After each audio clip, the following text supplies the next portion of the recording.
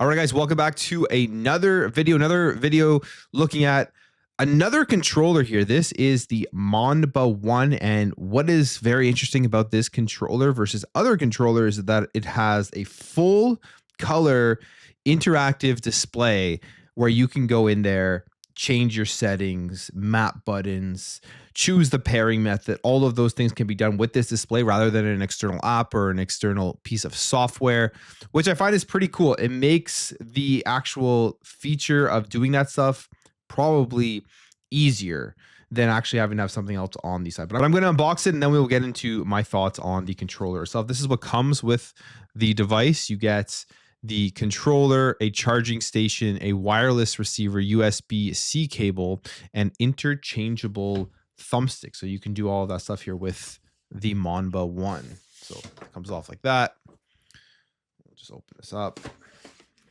Pretty easy packaging. There's the controller itself. There is the dock. And this is the wireless receiver. Now, I'm guessing the thumbsticks. Okay, so there's a wireless receiver with most of these third-party controllers. You just kind of throw that wireless receiver in there when you're not using it so you don't lose it, which is always nice because knowing me, I will probably end up losing it if I don't keep it stored. How do I put this USB in? There we go, wrong side. There it is. That goes there. Having troubles here on camera doing that, but there we go. USB-C and everything, and then it just kind of fits right into the dock. Where are the interchangeable thumbsticks? It does say it comes with that, so it must be under here. Ah, there it all is. There is the USB-C. There are the thumbsticks. And then I guess they gave you a screen protector for your screen, which, yeah, I'm not going to use that.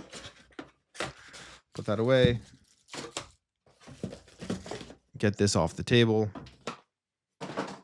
And here we are. The Monba One controller. Now, right off of the bat, I'll tell you, it looks interesting. It's not my favorite look in the world. It gives you kind of like it gives you that third party look. It doesn't look like as premium as I would have thought, but where the premium is going to be with this thing here, which is going to be this interactive screen. So you have the thumbsticks. What I like right off the bat is this is the same as the Gamester G7 Pro. These buttons are like they're clicky. I guess there's switches under there. And you get like kind of a keyboard switch feel. And I like that. I actually really like that on the buttons. It's only on the face buttons, unfortunately. It's not on every button. You can hear them here. That doesn't have that. It doesn't have them on the triggers. Doesn't have them on the RB/LB. Thumbsticks feel fine. Yeah, they're smooth. These are Hall effect sticks as well. So that's another thing.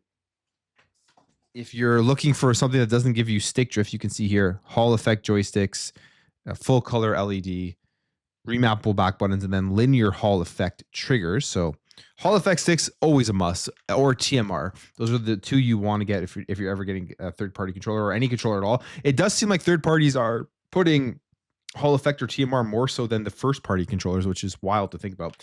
Feels like an Xbox controller. Feels nice in my hands.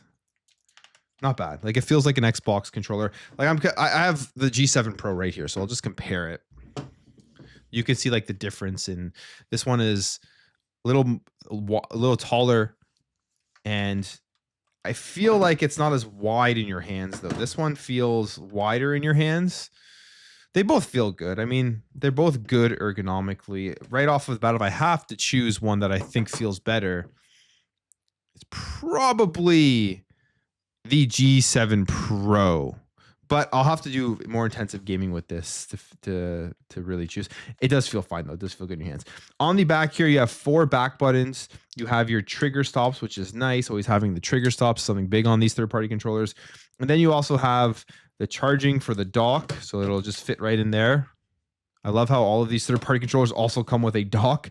And then this one is interesting because it's not just holding the middle button or something to turn on. There is a power button, and that is because you get like the selling point of this controller, I would say. There's RBG, which could be another selling point, but it's this thing in the middle. This is a full color display, and that's pretty cool. I think that's what this is going to be used for is basically doing everything that you want to do for this controller. Pairing, bring it up a little closer to the, move my mic over a bit. I'll bring it up a little closer to here, but you can see like there's different modes here. Pairing,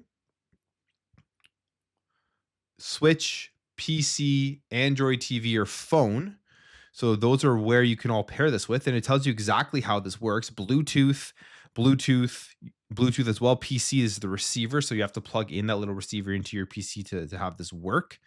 But that's pretty cool that it does that. You push the back button, go over to your settings. You can configure right from here your buttons, your joystick, your trigger, and the overall vibration. Like oh wow, the vibration is nice on this. Okay, so there's something that you're figuring out right here by going through this. The vibration feels very good. I mean, you can see I like the see-through where you can actually see the vibration going as you're moving it. But yeah, that feels nice in the hands.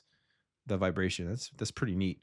You go back, you can do like your triggers, dead zone, the stroke, the distance travel required to fully trigger. So that's awesome. You can make it even shorter than just the trigger stops. Joysticks, you can do your dead zones as well right on this screen. And then the buttons as well, you can configure what each button press does, as well as the back buttons. Like if you want to configure these things, you can do that right from the screen itself. And yeah, that is display. You can change the LED colors, the LED mode. So you can change this here if you want always on or breathing or off. You can do all of that. You can also change the colors of them, multicolor or single color. As you can see as I'm going through here, you'll see the colors change. I like the breathing just with the multicolor, so I'll keep it on that. And then if we go here to brightness, you can change the whole brightness of the screen. So I would say that's the big selling point of this controller. If you're looking for something easy, feels good. I mean, right off, I'm just from holding this in my hands for I don't know, 5 minutes or so. It feels very ergonomic. It feels like I could definitely play a decently long gaming session and I would feel completely fine. The only thing I will say is this plastic here, like this one back here, does feel a little bit cheapy. I'm not gonna lie about that. This feel a little bit cheapy here. I wish it was a little bit more premium. I wish that it had something like this on the back, this rubberized texture on the back rather than just being straight plastic. That would have been nice, but that's just, I would say, a minor complaint in terms of how this does feel. Aside from that, it feels fine. The sticks are a little bit slippery. Wish there was a little bit more texture around the side as well. But I love, just from going through this screen, how you can change everything. I do find it annoying with the third-party controllers where you need to download another app on your PC or on your phone or whatever, and then go through that if you ever want to have any changes done to it. The fact that they've built this right into the controller itself, I think, is a huge convenience factor that a lot of people will actually enjoy when they want to pick up a controller that gives you all the back buttons and gives you all the features of changing everything up. So that part, I think, is great. Now, if you want to change the sticks, as usual, what I find with these, you just take that off. It's just the faceplate, and then these will pop right off. And I swear I haven't done this on this controller before. As you see, I haven't opened these, but I've done this with many other third-party controllers, and they all pretty much function the same. This is just a wider stick, so it goes straight in like that. You just line it up. It should be relatively simple. I had it on the wrong side.